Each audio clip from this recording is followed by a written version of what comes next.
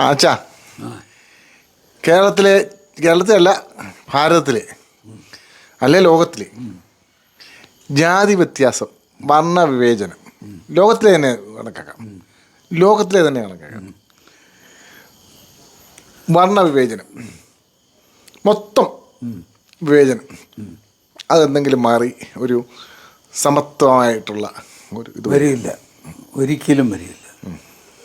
ഇപ്പോൾ എല്ലാം വെള്ളക്കാരായിട്ടുള്ള അമേരിക്കയിൽ അവിടെ ഈ ഇംഗ്ലണ്ടിൽ നിന്ന് വന്നവരും ഫ്രാൻസിൽ നിന്ന് വന്നവരും ബെൽജിയത്തിൽ നിന്ന് വന്നവരും ഇവർ പ്രത്യേകം പിന്നെ ഇംഗ്ലണ്ടിൽ നിന്ന് വന്നവർക്ക് കുറേ വലിപ്പം കൂടുതലും ബാക്കിയുള്ളവർക്ക് ഇത്തിരി കുറവും ഒക്കെ കൽപ്പിക്കുന്നുണ്ട്. അപ്പോൾ അവിടെയും ജാതി വ്യത്യാസമുണ്ട്, വർണ്ണ വ്യത്യാസമുണ്ട്. ഓസ്ട്രേലിയയിലും ഉണ്ട്. ഇങ്ങനെ ഓരോ രാജ്യത്തു നിന്ന് വന്നവരെ പതിത്വം കൽപ്പിക്കുന്ന അതാണല്ലോ ഈ ജാതീയത എന്ന് പറയുന്നത്. കുറേ പേർക്ക് പതിത്വം കൽപ്പിക്കുക എന്നുള്ളതാണ് കുറേ പേർക്ക് സ്വയം മേന്മ നടിക്കുക. ഈ സ്കാൻഡിനേവിയൻ രാജ്യങ്ങളിൽ പൊതുവെ കുറവാണ്. കാരണം വെളിയിൽ നിന്ന് വന്നവർ വളരെ കുറവാണല്ലോ.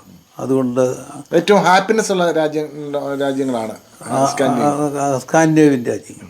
അവിടെ സ്കാൻഡിനേവിയൻ രാജ്യങ്ങൾ ഏതൊക്കെയാണ്? നോർവേ, സ്വീഡൻ, ഡെൻമാർക്ക്, അയർലൻഡ് ഇതൊക്കെയാണ് സ്കാൻഡിനേവിയൻ രാജ്യങ്ങൾ. വർണ്ണവിവേചനം എന്ന് നിൽക്കും. വർണ്ണവിവേചനം ഭാരതത്തിലെ നിയമപരമായിട്ട് നിരോധിച്ചിരിക്കുന്ന അല്ല, ഭാരതത്തിലല്ല ലോകത്ത്.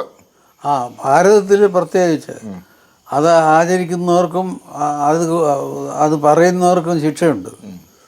പക്ഷേ ശിക്ഷയൊക്കെ ഒരിടത്ത് കിടക്കുന്നുണ്ടെങ്കിലും അത് ആചാരത്തിലും പിന്നെ പെരുമാറ്റത്തിലും ഒക്കെ പലരും അത് ആചരിച്ചു പോരുന്നുണ്ട്. സംഘം ഈ ജാതീയതയ്ക്ക് എതിരാണ്. സംഘം ജാതീയതയ്ക്കെതിരാണ്. എന്ന് മാത്രമല്ല, ജാതീയതയ്ക്കെതിരായിട്ടുള്ള ഒരേ ഒരു പ്രസ്ഥാനം സംഘമാണ്. സംഘത്തിൻ്റെ സ്വയം സേവകരുടെ ഇടയിൽ ജാതീയ വ്യത്യാസം 0.5% പോലും ഇല്ല. സംഘം മാത്രമാണ് ജാതീയതയ്ക്ക് ഒരു അറുതി വരുത്താനുള്ള സംഘം. അത്രയേ ഉള്ളൂ. ശരി.